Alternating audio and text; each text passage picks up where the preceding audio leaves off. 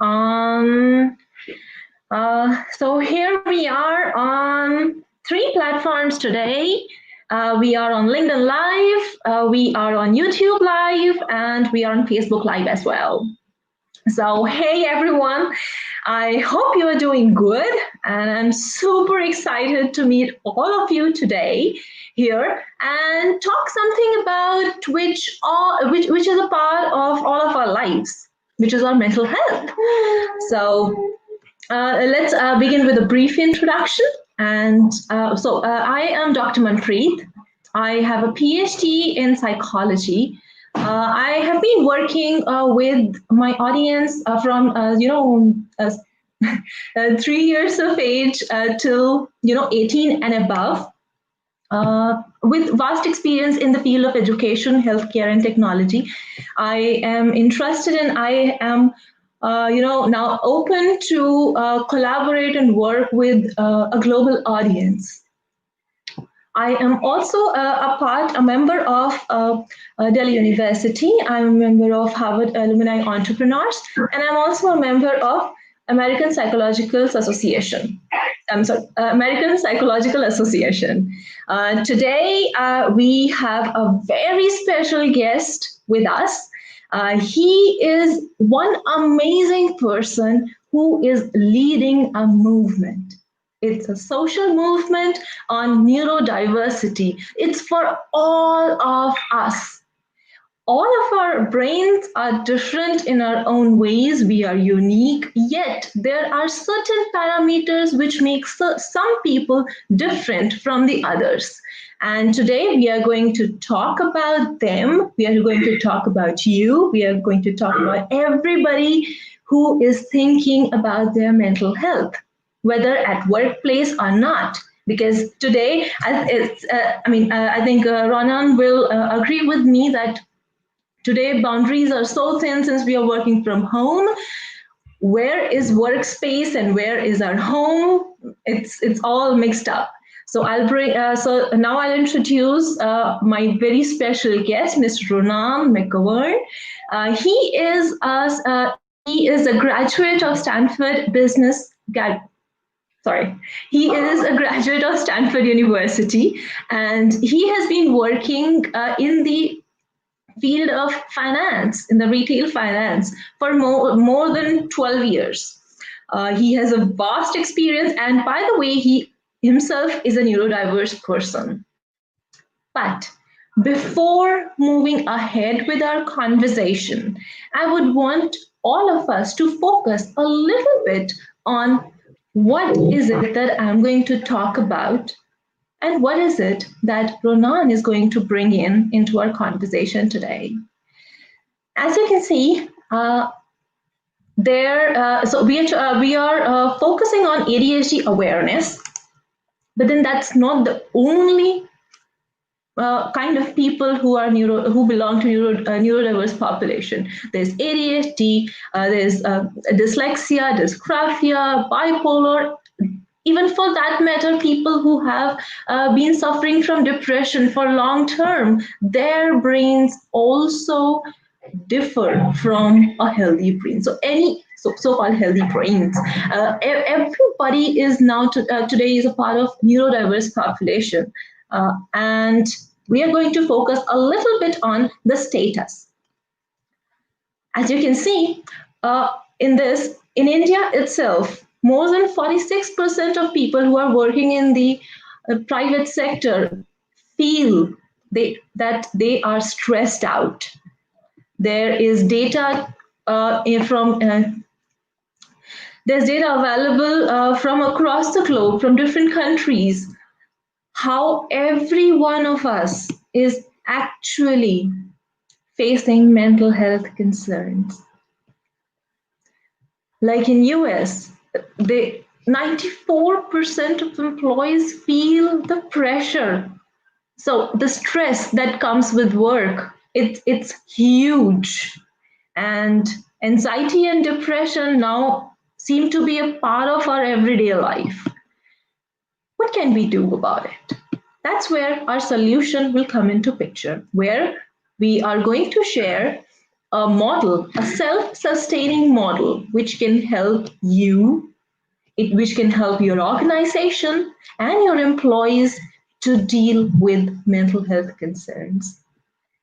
Hence, your support would be highly required for us to do the good work.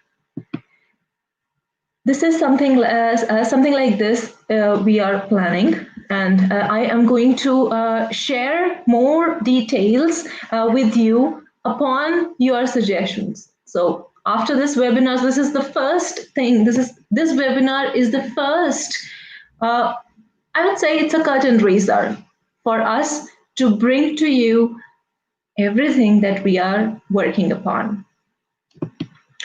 And in the end, we are going to bring in your suggestions. So, but before bringing in your suggestions, let's hear what Ronan has to say about the whole situation. So, Ronan, could you please share what is your view on, mental health at workplace? Yeah, so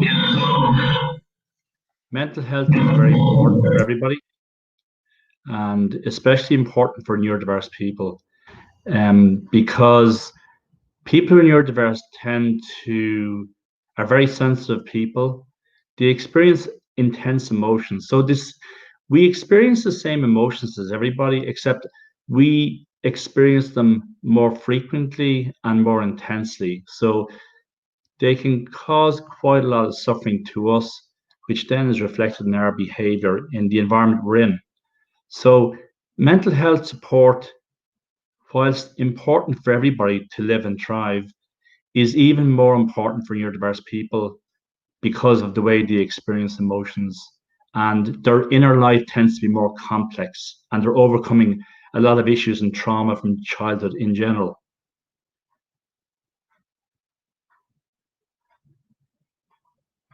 So I think it's like, without mental health, you can't do your best work. So it's in the interest of the organization you're working for and yourself and your family and everybody you interact with that you have really good mental health. So mental health is the foundation for people, for anybody, but especially for people with, neurodiverse conditions. Just by the way, in terms of the NDGiFTS movement, whilst I started it, people like Tiffany Jamison and Susan O'Malley, who were the core team, or for the first team of 3 we had around the middle of June, were the core team. And then ultimately we built a team of 80 people over the summer. So whilst it's true that, let's say, I initiated it, that we have, in fact, I think in some ways, every one of the 80 of us is a leader. So because it's a social movement, it's a lot different than, let's say, an organization. There's no hierarchy and no power structure. And like, I'm not the CEO, so we're all leaders. So it's a bit different than, so for example, at the moment, because I'm back at my bank, Tiffany Jamison and Susan O'Malley are kind of now, leading it while I'm back at my bank. But at some stage I'll be re-involved. But I'm still involved, but just not as actively every day.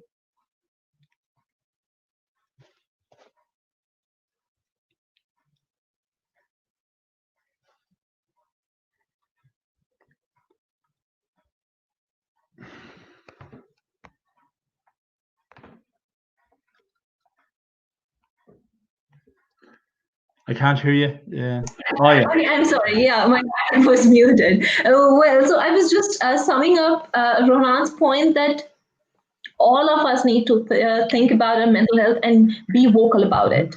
So irrespective of the fact that you are a neurodiverse person or not, or you are a neurotypical person, what we need to focus upon is taking care of your mental health. Because without mental health, without caring for your mental health, it won't be possible. It would be possible, but then it won't be possible for you to be at your optimum and function at the best. Like in the slide I had one of the slides that I had shown, this data is available on CBC, and it's a Canadian data though. Approximately $51 billion are lost by companies due to mental health concerns and the absence of employees from the from the system. Mm-hmm. Yeah, I'd just add, from with the lens of ADHD, people with ADHD are very vulnerable to burnout. I suppose Yeah, everybody's vulnerable to burnout, but I think people with ADHD are especially vulnerable to burnout. And I suppose what we all have to remember is that if we don't look after the highs and lows of our emotions, it's going to really deeply affect those people around us that we're engaging with, whether at work or at home or our friends or our family. That yeah, even, it's really important we manage our emotions, not just for our own sake, but for those around us. exactly. That's so true, because as an ADHD myself, and guys, Ronan was diagnosed with ADHD around in his 30s while he was working with a financial firm. So if there are people listening to us who are ADHD or neurodiverse, they can I think imagine the amount of stress or the pressure he must be under around that time when he was diagnosed with, like, realizing something that this is, so I have something that I need to work with, and Yeah, this is something that is mine and yeah. nobody can do anything about it. Yeah, and see, MP, just it was first discovered. My ADHD was first discovered by a schoolmate at Stanford Business School. So that's where, even though I only first addressed it when I was in my bank, but it was first diagnosed by a classmate at Stanford Business School. So I'm so lucky I went to Stanford, because had I not gone to Stanford, it never would have been discovered, I don't think. Hmm. So how important our community is. This really reiterates the point that Ronan has mentioned, that the community, the support system, the people around us, the relationships are so important to focus upon, which is why it is very important for you to take care of your own self and hence your employees as well, Yeah. your colleagues. So, like, Ronan was actually diagnosed, so identified would be the right word, was identified as an ADHD by his friend, by his classmate, which states that if we have the knowledge of different, not just about not getting diagnosis or the mental health concerns, but if we have the knowledge of the variety that is available, the variety of brains that are available in the market, we can really utilize each of our strengths. Like as ADHD, we have a lot of strengths, which usually, we are not allowed in a way to feel. We are not allowed in a way to, exercise, because we tend to try to fit in somehow, but then we are not designed to fit in. And one of the basic traits of being an ADHD is thinking out of the box. I mean, Yeah. if you are looking for people, so as Ronan mentions in his work, otherwise, like, we were having a chat yesterday, and Ronan had mentioned that if somebody is looking at looking for solutions, they should hire people with ADHD, because they'll Yeah. bring in a different perspective altogether. I mean, Yeah. could you please highlight a little bit Yeah. more on this? It's such Yeah. an important, interesting Yeah. point. So, yeah. So I'd say I look at this in two different ways. Mhm. Uh, for me, with ADHD, there's certain behaviors that when I was a child, let's say, I would behave a certain way. And they derive from my ADHD. Now, obviously, that got negative feedback from my teachers or from my parents or from whoever. But there's one part of my behaviors that I need to kind of work on. But the second part, which is not for me, is that once I work on myself, well, then the other behaviors I have come from the fact that I think differently. And therefore, my theory is, this has not been tested yet, but my theory is that if we did a social science experiment where, let's say, we have a group of 5 people and put me or somebody with ADHD or autism or dyslexia into that group. And we do a scientific study to see what's the effects of adding this diverse person into the group. And this would need to be done in a very scientific way by reference to a control group. This work has been done by Professor Adina Sterling and Sarah Soule at the Stanford Business School in relation to underrepresented minorities. And so what those experiments showed is that there's huge value to be derived from adding somebody from an underrepresented minority into one of these groups. So my only hypothesis is that if we do the same experiment, but add in somebody who's neurodiverse, it'll also show the benefits of doing that. So here's the thing that's going to come out of that experiment. The problem in society and our organizations today is that it's very difficult for people to work in a team with somebody who's neurodiverse if they don't understand that person. Yes. Because that person thinks differently. So the result of that is that those people, let's say I work with a group of 5 people who don't know anything about ADHD, that there's a certain amount of discomfort which results from the interactions between me and those people. And if we were to look at that through a scientific lens, we would discover that a part of that is down to the fact that I think differently and that I can do nothing about that. I have no choice. And the second thing is that the people around me somehow or other need to be briefed about the way my mind works so that we can all collaborate better. So it's like I've got to do work, but everybody around me has to do work also. And so in an ideal world, I would be doing work and the 4 or 5 people in a team around me would be doing work. So my ideal outcome over the next 3, 6, 9 months for our NDGiFTS movement is that we get to prove the research that Adina Sterling and Sarah Soule have done at the Stanford Business School. We get to prove that in the likes of a big corporation through a scientific experiment like this, where you add in a neurodiverse person into a team and you do a qualitative and quantitative assessment of the outcome versus a control group.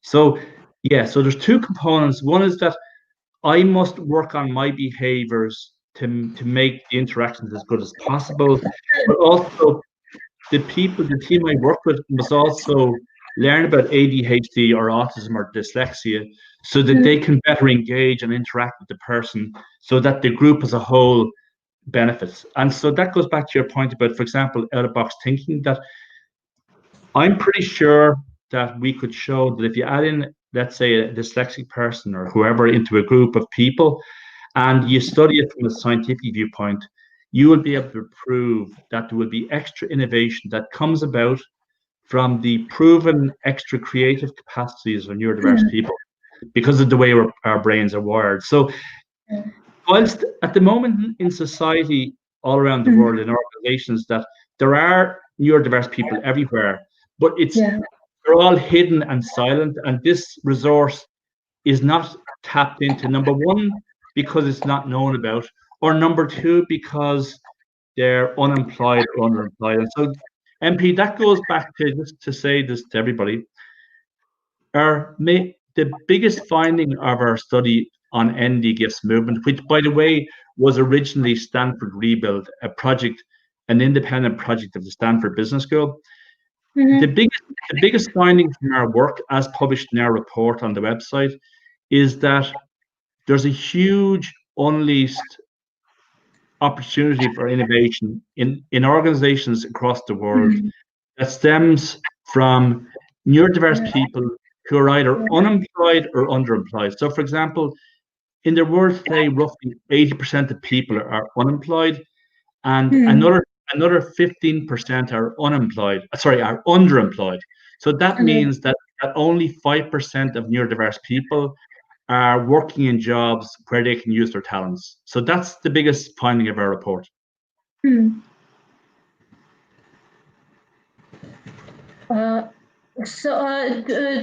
do you have any suggestions on how can we utilize the potential of the people in the Yeah. regular set? Yeah, okay, great. So we're going to listen to them towards the end of the conversation. Before that, if you could highlight a little bit about your experience as an ADHD in the regular setup, especially in an area that I personally find very, very, the right word would be extremely difficult. Yeah. Finance. I mean, that's something that I deeply struggle with, and I think Yeah. people can also attest to that. So, Yeah. how did you find your way, and then you moved up the corporate ladder? Yeah. So So I you think, just, yeah, please, sorry. yeah, it's okay. So I think I was at an advantage in the sense that I never thought of myself as needing supports, or I never thought of myself as, you know, I never thought of myself as different, or let's say, different from other people. So I always was part of the general population, generally in Ireland growing up, and also in my bank. So I would have managed people simply because there came in a time in my life when I had to manage people. And so some people would say that neurodiverse people can't manage people, but I've been doing that for maybe 30 years. Um, Okay. I think a lot is around. Hmm. I think a big question is the job role and job fit. And in my case, I just kept doing good work and getting things done. And I think if you're like that in any organization, if you keep applying your skills to getting work done, there's no, I have found in my life that there's no shortage of people who want to get things done. So that's my way of coping, was just getting stuff done and using my skills. And I suppose it's true that going forward, and certainly over the last year or two, as I've learned more about my ADHD, that I'm now trying to optimize my work. And so in some ways I'm not the model, because I didn't have the understanding when I started in the bank that I have now of ADHD. So, but it's all about getting the right role in the bank, or getting the right role in any organization, realizing that one size doesn't fit all. So I might have particular requirements that other people don't have. So in my case, I like a quiet environment with nice colors in the environment. Um, I like lots of natural light. I like the ability to move, which you probably see from the podcast. I like to take breaks every 45 minutes. I like Okay. to communicate with the team around me to make sure they know what's going on with me. Yeah. And of course, the big issue, honestly, is relationships. That's the most difficult one of all for people like us. I can attest to that. Yeah. Absolutely. Hmm. And Relationship sensory. Just a moment, Ronan. So where yeah, you yeah, mentioned sensory stimulation. So yeah, in our terms, that's what we call it. So what kind of things, if you could just highlight yeah. that seems to disturb your mental peace, and what kind of things help you in regulating your sensory stimulation? Yeah. So let me just say to you, one thing I found out in the last few weeks is that when I look back on my life and on my behaviors, let's say that people with ADHD generally have low dopamine levels. So Yes.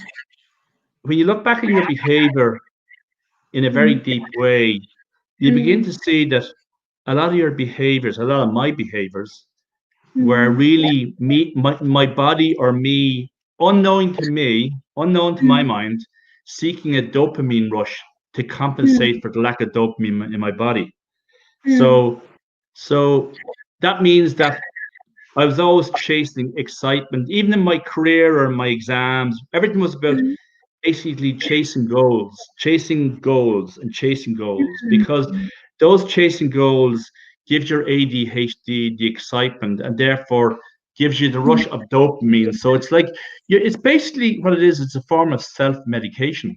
So that's a very deep thing. If you know of anybody with ADHD, you should always ask yourself the question: is this person behaving in a way that's looking for the dopamine rush? Because that's true mm, for me.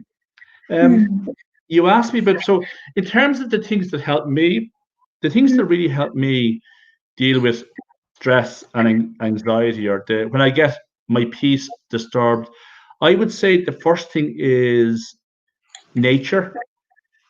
I just the ones that would strike me Right. straight off are Hmm. being in nature, being in Hmm. calm environments by the sea, music, singing. I think somebody told me recently percussion music's very good. Percussion music, particularly both in terms of the rhythm and the sound. Hmm. Uh, what else would be Sorry. calm? Which music, Ronan? Sorry, I Rhythm, couldn't. yeah. So percussion, drums, because it's good for rhythm and sound. Nature walks and by the sea, very regular breaks. Meditation, mindfulness is very useful. And there's a meditation, a particular one called mindfulness of thoughts. And because of our racing mind, if you can get used to doing mindfulness and reflecting, the one I like myself is mindfulness of thoughts. There's a guy at Oxford Center of Mindfulness. He's the one I like the best. But the one I like the best is mindfulness of thoughts, because with ADHD, you're all the time trying to almost my number one goal in life every day is to calm down. So it's like making sure I'm in a calm place always. So it's nature, music, mindfulness, walking by the sea, taking regular breaks, um, and especially watch out for moments. Let me call them moments of charge, high charge. In those moments of high charge, always take a break to see what's going on. Because, for example, I would say that sometimes I noticed in recent years, whenever I was angry, that when I took a time out and looked at the anger, sometimes underneath the anger is grief. So sometimes what you might think on the surface looks like, oh my God, I'm angry. But then after about a half an hour of being by the sea, you realize, oh my God, it's grief.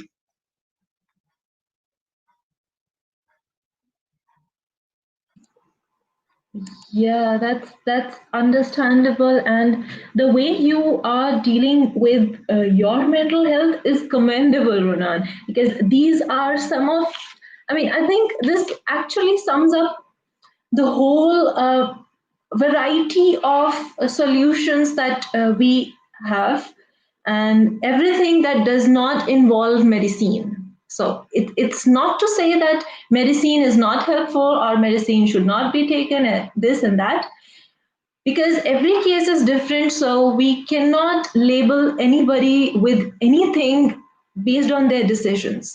Yep. However, if everybody can include these points, these solutions, I think, you know, it would be so helpful for all of us. Like nature walks, like for myself as well. Like I every day in the morning I take walking. My walking meditation is a part of my life, Yep. where I include my baby as well now. I mean, earlier I used to do it by myself. Now I have a company, and Yeah. it's been amazing taking Yeah. that out. You know, Yeah. it's like a booster. Like as you mentioned, that dopamine rush is something that we strive for. That's where our adventurous nature comes into Yep. play. Yep. And Yep. sometimes being adventurous also means that hopping from one job to another. So Yeah. Or like, for people, or yeah. for example, if you're younger, hopping from one day to the next, but without them realizing it, it's just that actually they're feeding the dopamine rush. But yeah, one thing I'd say is that when I was diagnosed in Stanford Business School in 1995, I did not take medication until about 2 years ago. And I have to say, I take a small tablet, but I have to say that in my case, that small tablet was really, really, really helpful. And I have to say that all the other things I do for years now, the mindfulness and the nature walks and all that applies in music. But it's also true that, as in my case, a small bit of medication made a huge difference. And it made me experience life completely differently than other people. Sorry, it made me experience life for the first time the same way that other people do. And so I think that's something I would sorry, you should always consider medication, because definitely in my case it made a huge difference. But it's also true that in my case, for 25 years since I was diagnosed, I was using all those other non-medication items to manage myself. But in my case, the medication was the last piece of the puzzle, you know? So yeah. Just by the way, I suppose MP, we're hoping that, you know, on the NDGiFTS movement, we're now planning, or Tiffany Jamison and Susan O'Malley and the team. There's a leadership team developing, including one in Europe, and hopefully there will be one in India. And we're kind of planning the next actions. So it might involve, hopefully, the big companies. Like, I know all the companies that work in India, like LinkedIn and Microsoft and Apple. So in time, it would be great to get the whole neurodiversity movement up and running across the world. So hopefully this call might be the start of something in India. But our NDGiFTS movement came out of a project I did at Stanford Business School called Stanford Rebuild. And then, sorry, with Tiffany and with Susan. And ultimately there was, I think, 80 people involved in the document that was published, 80 experts. So our hope is that this movement will now spread throughout the world. Like, we have a European chapter, and we have people in Turkey, Iran, Iraq. We have a lot of people in Australia and South Africa. So it's beginning to spread. So hopefully people on this call might read the report of the NDGiFTS movement, and maybe through yourself start the movement in India, and also then collaborate as we begin to collaborate with companies in California, like, let's say, Amazon, that similar way that Amazon can then roll that out to Amazon India. I presume Amazon are in India.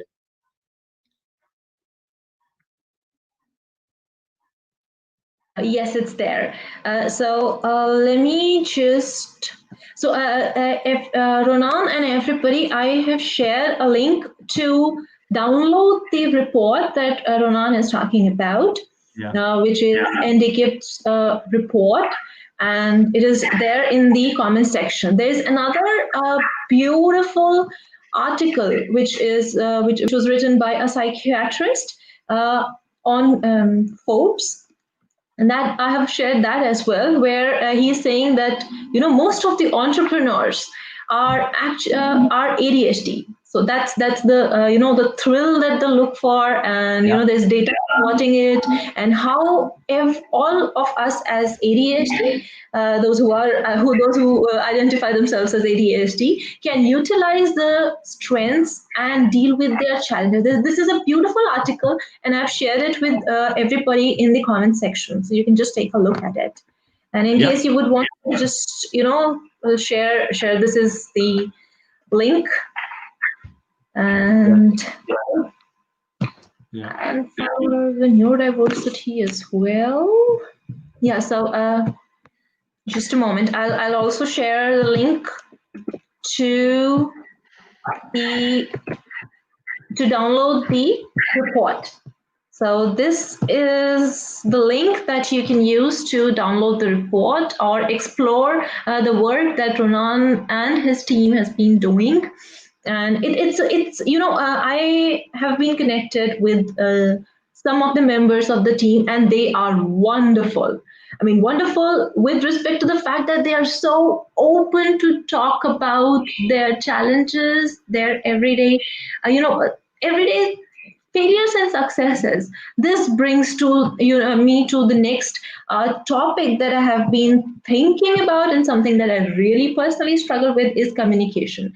So people with neurodiverse brain, and those people, there's one person who had asked, what is the difference between neurodiversity and neurotypical brains? So, well, you know, what is neurotypical? Again, it's a question, but then if in simple terms, neurodiverse people who are those whose brains are wired differently, and neurotypical people are those, and it's basically a whole spectrum on which all the people who come in the middle of it are the neurotypical people, and those who come in the, on either side of the spectrum are, so people who are highly intelligent are also neurodiverse. So it's not just the disease or, disorder somebody has. No, somebody who comes in the later or the former part of the spectrum is also a neurodiverse person. Yeah, so I worked last year at the Stanford Medical School for 6 months at the Stanford Neurodiversity Project. But one of the things about our brains, like we all have amazing, unique brains, and there's no question. For example, in the case of ADHD, the front part of our brains, this part that's called executive functioning. So executive functioning handles things like organization or getting things done, time schedules, and that part of the brain is definitely one where we struggle a bit. But the interesting thing is a lot of these back regions of the brain, which kind of capture knowledge and expertise. ADHD, for example, it's not so much. I don't think of it as a disability in the sense that all it is that the ability, knowledge, and expertise I have is more difficult to communicate because of the executive functioning part of my brain. So I think that's one place where most people don't understand ADHD, that it's not if so for example, if I'm in the work environment, if I'm struggling to communicate, that doesn't mean I don't know the stuff or I don't know an expert. In fact, quite often things that I will say that might appear to be unconnected, I know that they're connected in my mind, but it's just that if people think they're unconnected, it's because there's a difference between the way I communicate and the way that communication, because it might be about unconnected areas that it's taken up by the listener. So in that sense, ADHD is more like a communication thing, because the back end of my brain, all this stuff that's about expertise and content and expertise, is the same or as good as anybody's, but it's just the fact that my front end makes it difficult to communicate. Yeah. The other thing I would say is that a really important thing for people who know people with ADHD to know about is that if I behave a certain way, so I suppose all behavior is communication. So if I behave a certain way, the first question anybody should ask is Ronan looking for a dopamine rush? Because if that's so, well, then there's a difference between my intention and my communication through behavior. So, in any interaction between people, there's intention. What do I intend to say, or what do I intend to behave or communicate, and what am I communicating? And of course, when you're a neurodiverse person and you're in your childhood, a lot of the time, like bold or naughty behavior is perceived as having been intended. And in almost 100% of the cases where the person is neurodiverse, where the child is neurodiverse, that behavior is not intended. It's just coming from this place of a different brain wiring. So it's the difference between intention and behavior, and also just to recognize that quite often behavior is driven by the need for a dopamine rush.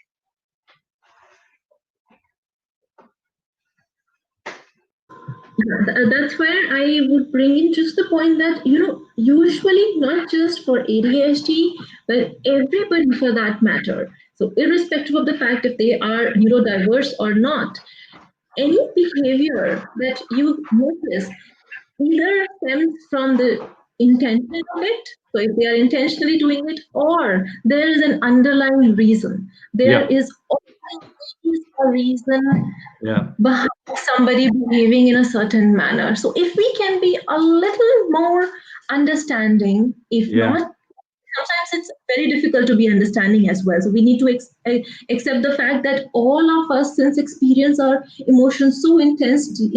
When all of us, because we are in a pandemic, and I think yes, there are studies supporting the fact that most of us are facing burnout because of the things that we are juggling at home. Like our office is at home, and where is our home? So it's a huge, huge, I would say a lot of firing happening in our brain, in Yeah, neurons, which is further making difficult for all of us to be emotionally intelligent and behave. However, yeah, that's exactly what is needed out of yeah, us. yeah. I think as well, MP, that I think when I look back to my childhood, or I suppose people like me at school, you know, when at the surface teachers might have thought, oh, Ronan's behaving badly, right? Let's say when I was 10 years of age, I would say that people like me, when they behave like that, they may be saying to teacher, please understand me and please see me. So the teacher just sees bad behavior, or the parent might see bad behavior, but the behavior is just the child's way of saying, please understand me and please help me. It's a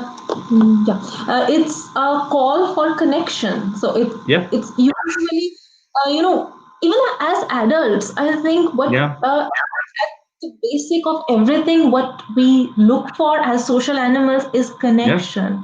yeah, that's And right. frankly speaking, Ronan, this movement, NDGiFTS movement, has provided me with that link Yeah, to connect with yeah, people. Like we were having a chat, a group chat on Zoom the other day. All the ADHDers were connected, and it felt so at home. yeah, I am no different from the other person, yet yeah, I am unique in my own ways. So that's where the connection is all the more important for yeah, neurodiverse and neurotypical people to, be in sync. If we yeah, can be in yeah, organizations will thrive, families will be, you know, they are going to thrive as well. I mean, everybody is going to thrive if we yeah, can connect yeah. with. And you see, this goes back to, for example, when I was growing up in Ireland, it may be the same in India, that ADHD and neurodiverse conditions were not generally diagnosed. So most people in my age group in Ireland were not diagnosed ever. Okay, so that means that their needs were never tended to. That means their behaviors were never treated, and their conditions were never treated, and therefore they were probably never understood or seen. And the reason that's important is back to your point about connection is it is true that over the last 2 years, both at the medical school last year and this year on NDGiFTS, meeting people like yourself, the reason it's been really good for me is because meeting people over the summer on NDGiFTS was a way for me to meet people who had a life experience like I had. So that means that when I, let's say, meet people through what was originally called Stanford Rebuild, Team Neurodiversity, and now NDGiFTS, that people would say, oh yeah, Ronan, we understand you, we see you. And when in your life, if you've never had that, for example, in my case, then that's a huge feeling of connection. So let's say I grew up in India, let's say I have whatever dyslexia, and let's say that's been a very lonely and isolated experience, as was in my case with ADHD in Ireland, and you never fit in, but you did not know the reason why. All of a sudden, if you meet people and they say, I understand you, I see you, and you don't have to fit in because we've got to broaden the system to allow you be included. So I think that's the thing, that's why the connection has been so strong on NDGiFTS, is that for the first time in my life, I kind of feel, oh my God, I'm being seen and heard and understood. And that means connection. So that was true at the medical school last year, and it's true in NDGiFTS. So I think it's very useful for people in populations like Ireland or India, and in fact, in the majority of countries across the world, where people like us have led incredibly lonely, isolated lives, where they don't have that sense of connection, to then all of a sudden to meet people, let's call it your tribe, even if they're international, and people say to you, oh my God, Ronan, we can relate to your story. That means that, oh my God, my story in Ireland isn't so different, that we're all the same. And then I think on top of that, then when you then meet people who are classified as neurotypical, and they say, we understand your story and resonated with, then you begin to say, oh my God, maybe this just isn't about ADHD or dyslexia or autism. Maybe this is the human experience globally. And therefore, maybe people, no matter who they are, grow up feeling lonely and isolated and feel badly for connection, So in other words, I suppose I'm saying is, maybe one of my big discoveries is, oh my God, we're all the same. We're all unique, but we all had the same human experience. So it's like unity through diversity. It's like we all should seek connection and should seek unity through our diversity. It's kind of like a paradox. That's beautiful, in fact. I mean, it's poetic as well, but it does make sense scientifically as well. That yes, all of us are unique, all of us are diverse. Yet, being social animals, we have an innate desire to connect. Yeah. And when we are able to connect, we actually thrive. We thrive like anything. I mean, yesterday I was working with a client. She is a very young girl, and she is just entering her high school, and we are beginning her test for dyslexia. Mm-hmm. And I'm sure you and I, and all of us, all the people who are listening to us can attest that the high school experience and before that, what she must be going through as a child, where nobody understood her. Yeah. The part is their parents, her parents are now taking action to do something about it for almost 15 years of her life. That does cause trauma. Yeah, it does. And so therefore it's very, very, very common for people with ADHD and also the other neurodiverse conditions, what's called adverse childhood experiences. And there's I think maybe 10 different varieties of adverse child experience are very common with ADHD. And of course it's trauma. And then in time, people like us who suffer a lot in our childhood need to be healed of the trauma as part of their journey. But I think what I'd say about parents is one thing that's very important is that across society and across the globe, there's still a lot of stigma and shame and silence around all this. And I think, for example, a lot of parents make a huge mistake and they say, "Oh, my Joe or my Elizabeth. Oh, I don't want them to be labeled as what do you call it? But disabled, let's say disabled or children in need or something or special needs." And a lot of kids, especially, feel that they don't want that stigma, or they don't want their schoolmates to see that they're being treated differently or that they have special needs. So all that whole cultural aspect of shame and stigma and disabled and special needs, we need to basically wash all that away, because the truth is all of us have special needs. And in this, one would hope that in the world we're inhabiting today, that there's no more shame or stigma around the way our brains are wired, even if they're wired differently.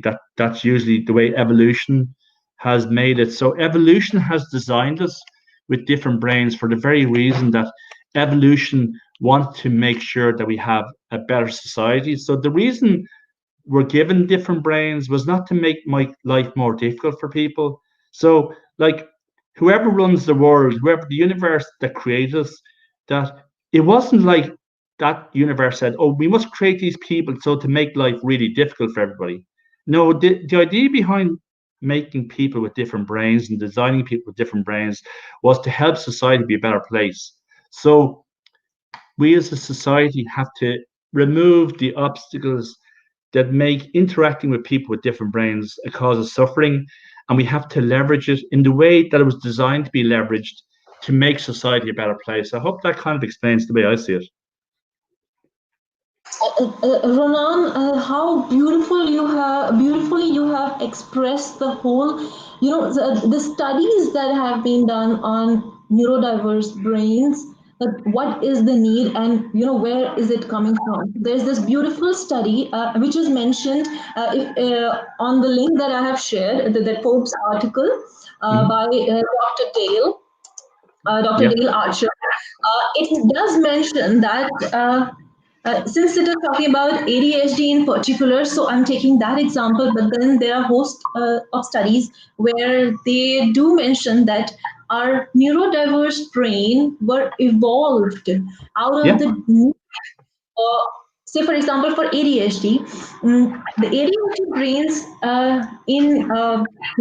when we were evolving in the Stone Age and around that time, it was required of people to find out new ways to look for food. yeah, That's yeah, where ADHD people used to be, used to be of help yeah, to yeah, come up with ideas, come up with a new path altogether of yeah, finding the food. It's yeah, quite like same yeah, for us organizations and even for that matter in the families. yeah, If we can yeah, embrace the person as they are. So like my like I have a son. I have an 8 month old son.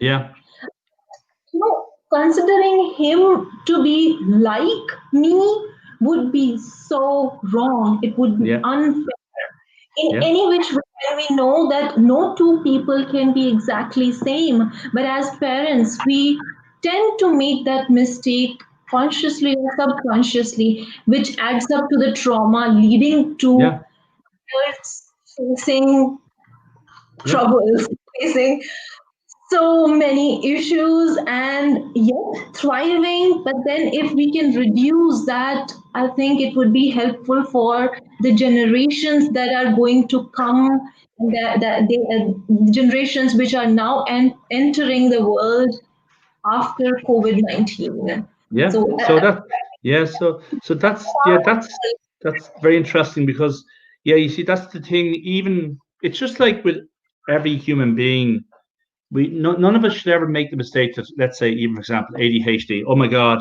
my son or daughter, or my cousin has ADHD. They're the same as me, because the truth is, we're all different, and all of our brains are different, and they're all made that way, and that's why you're right. That whole story of evolution. That's why some people call people with ADHD. I've heard some people call us explorers, other people call us hunter gatherers, and I've even come across a person who does her work in what's called polymath. But actually, from the way polymath is described to me, like, I just think, like, if if the way that polymath was described to me strikes me that this is also ADHD. So there's different ways it's expressed in language, and certainly explorer definitely, hunter gatherer definitely, and but the substance of the point is that evolution has designed our brains this way purposely so that society can be better for our thinking. So the challenge for society and organizations is to include us and integrate us in a way where we're meant to be integrated. In other words, as part of a team, where we're an integrated part of a team and not kind of separated out in a separate group. In other words, that's a mistake that companies sometimes can make. They kind of set up a department of neurodiversity or a department of disability. And that's just not the way we're designed to work. So that's really crucial, that people who are working to include neurodiversity into their organizations, that they shouldn't separate neurodiverse people from the organization, because that's not the way we're designed. We're designed to be included and to work in the way that evolution designs. I mean, we are supposed to be collaborative. We need Yeah, to coexist. Like during this whole, so since the pandemic has started, yes, there are a lot of challenges that everyone is facing. Yet there are so many beautiful stories where yeah, people are leaving their comfort zone to help others. that's natural nature. If we can utilize the similar, so this survival mode that we are on, if we can shift it to a more collaborative approach, I think we are going to come out well, and the new normal that we will create is so that's to why, make it well, I suppose. and so that's what, MP, that's what NDGiFTS is all about. It's international. It's trying to solve an unmet need. The unmet need is that neurodiverse people are not being included. So that movement that I instigated, and then Tiffany and Susan, and then the 80 of us, this all came from an unmet society need that was calling out for somebody to do something. And that's exactly what's an unmet need for collaboration, connection, and to try and address within society, how do we better integrate neurodiversity into organizations? So that's what our movement is all about. And I suppose it's not accidental that somebody with ADHD, i.e. me, kind of probably I kind of explored. It was a bit of my exploring that started it.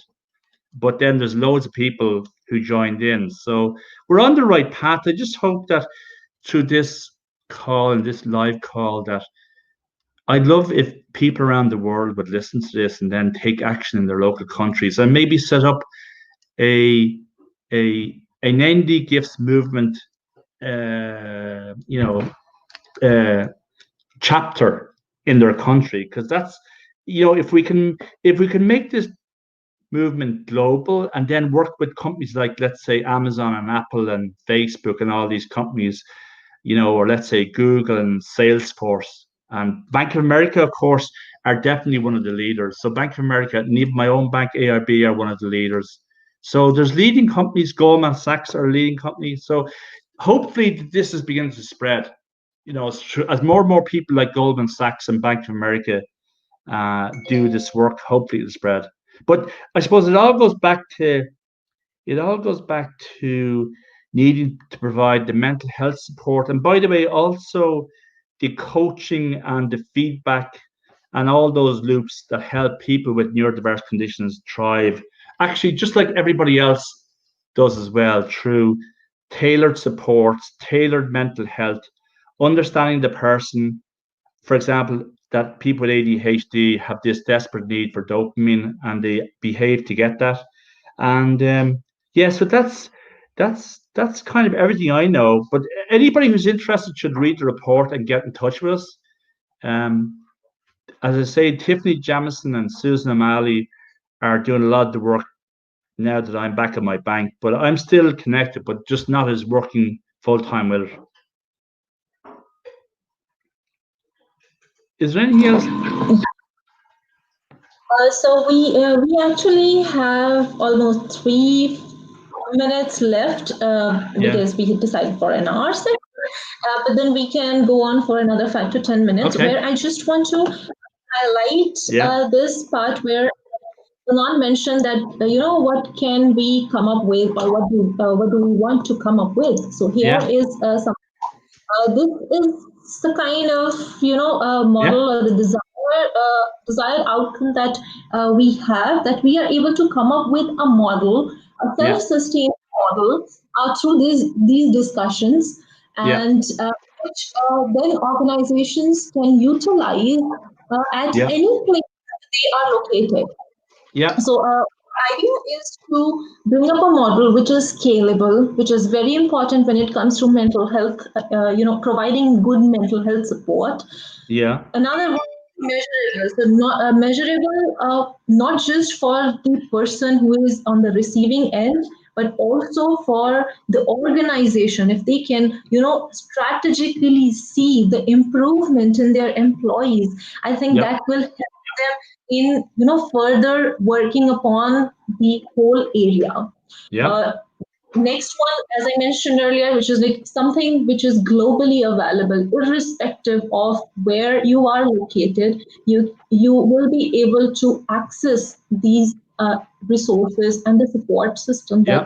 that we are planning to provide you with. So in the coming sessions, there are some other things also planned. They are in the line, and everybody who accepted the invite and who is here with us today.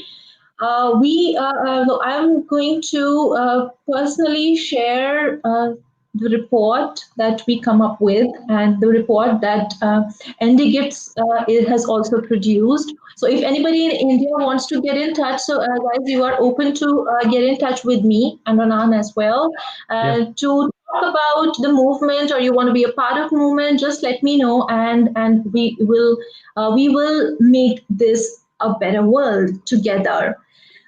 This brings me to the point where it's 1 hour. Yay! So I think so. This is an achievement being ADHD people that we usually. So one of the characteristic feature of ADD and ADHD is time blindness, but I'm so glad that we are mostly able to cover everything up that we wanted to in today's session. However, what we are left with is the audience poll and their suggestions. Yeah. Which I am really sorry to mention that somehow I am not able to see everyone's comments. I could see some of them which I have responded to, but then somehow there are technical issues, I suppose, because of which I'm not able to see the comments. There are comments, but then on all the. Yeah, just to say, MP, while you're looking for those comments, just to say that if anybody wants to get in touch, I would suggest that they link in with Tiffany Jamison or yourself, MP, in the first case, because I'm literally back at my banking job. But if you join our, I suppose anybody who's interested, they could join the NDGiFTS movement, and perhaps MP over the next weeks and months, you could almost maybe set up a chapter of India. If enough people in India are interested, we can set up a chapter in India. But anybody who wants to join the movement should link in with Tiffany Jamison, and they can be invited into the group, or actually even to link in with you, MP, and then they could be invited into the group, and then they could read our report and see the work. And if anybody, by the way, MP, if anybody in India wants to explore helping to lead and helping to do work in India, that'd be great. I mean, what we'd love to do is just inspire other people to start, this movement in their countries. Actually, Ronan has so rightly pointed this out. We need as many people as we can to join this movement, because we need a better world, not for us, but our children. We need to make this a better world than we were born into. I think that's where we can close today's session. And if you have any questions, or if you have any suggestions, you want to ask something, anything for that matter, you can just post everything in the comments, and I'll respond to each one of you. And if in case you have any suggestions on what you would want me to cover in the upcoming webinars, you can just post those suggestions as well. So thank you very much, Ronan, for joining today. It's an honor to have you here. Your suggestions and your experience, I think all of us can learn something out of it. So I would say, much. The other thing I would just say, MP, is that when you have a condition like ADHD, it does take a lot of effort. So, like, I wouldn't in any way want to minimize for anybody who has any of these conditions. It's a lot of effort to survive and thrive in life, but they need every support they can get. I absolutely agree. We need support. We need everybody to join the movement. Just being a part makes a difference. So even if you think that today you are not ready to take any big actions, it's completely fine. Just join in. Yeah. Thank you very much. I think we're going to close the session now, and we'll see you in the comments. Bye-bye. Thank you. Thanks.